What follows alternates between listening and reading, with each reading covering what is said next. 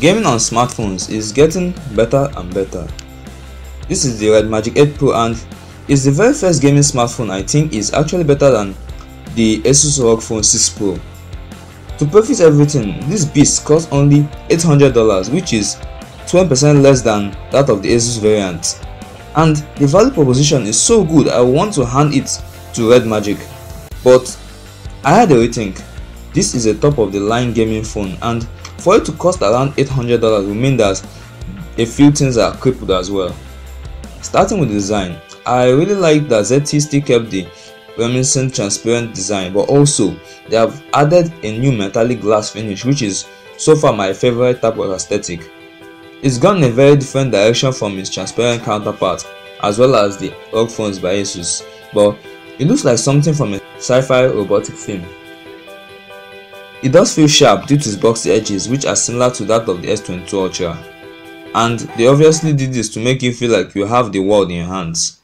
Apart from the glass front and back, there's an aluminum rim in the frame, and that's where the basic ergonomic goodies are located.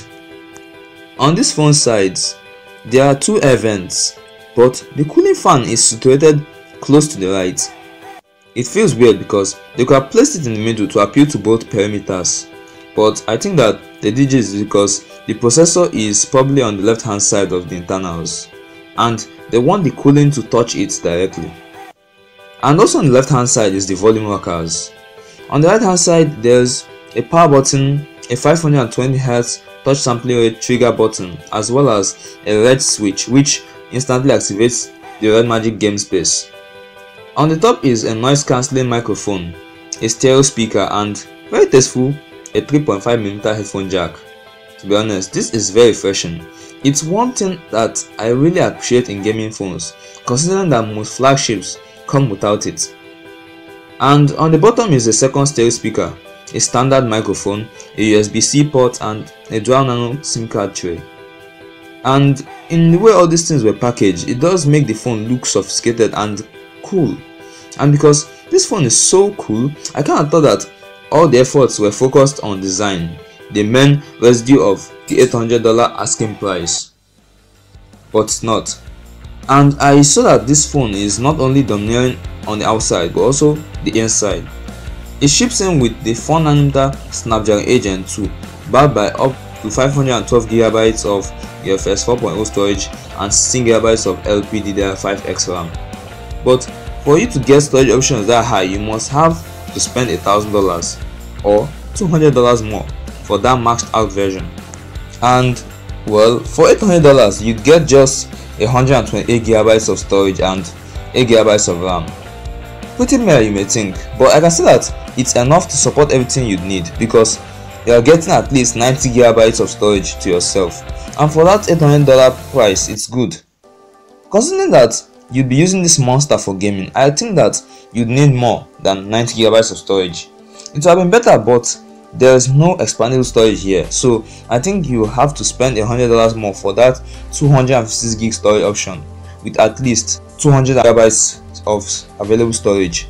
But seriously, it's a very fast phone. In fact, it's one of the fastest phones I've ever seen. It scores almost 1.3 million points on Antutu, which is mind-boggling for a $800 device.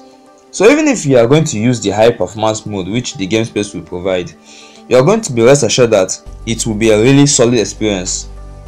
And the software is very good. It's Redmagic OS 6, which is slapped on Android 13, but it is one polished bit of software.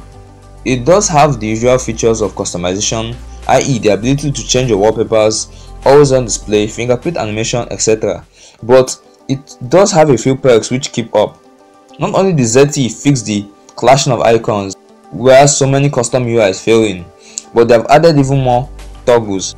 Software isn't lacking for a gaming phone at this price, and it is just absurd.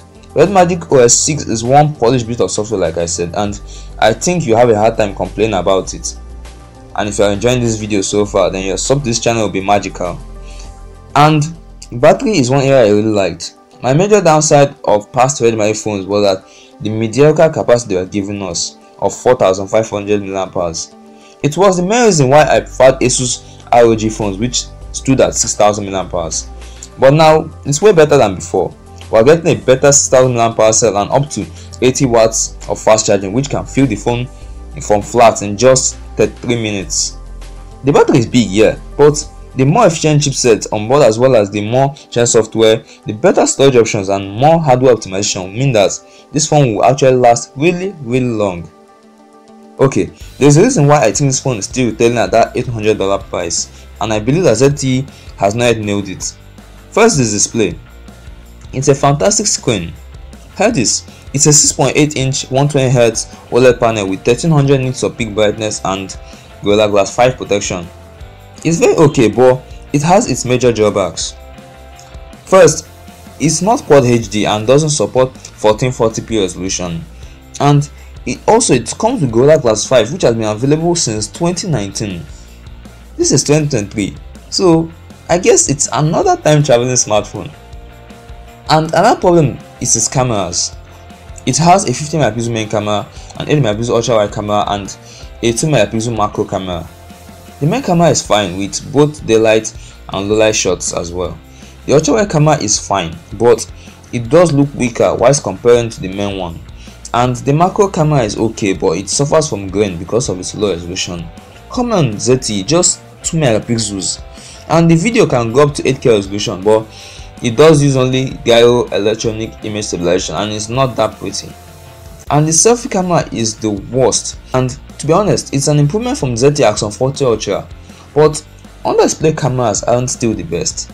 I would have preferred if they just used ASUS tactic of a very little top bezel, but all these do not make the camera a bad system. To be honest, it's very capable. And finally, the point I want to address is the regional favor. Most companies do this for regional purposes. Samsung does this with their Exynos chipset, Vivo does it with their software skins, but ZTE took too much liberty. One, in China, this phone's screen has 1 billion colors, but elsewhere, we're just stuck with 16 million colors. And another is that though this phone can charge with 80 watts fast charging speed, this option is only available to the Chinese models. Elsewhere, you'll be stuck with 65 watts. So those are the things I believe this phone holds back.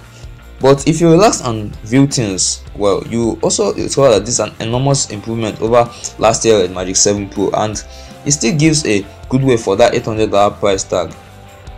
It really does it more justice. And if you enjoyed this video so far, then subscribe to this channel Magical. This is Haichi, so wait for the next one.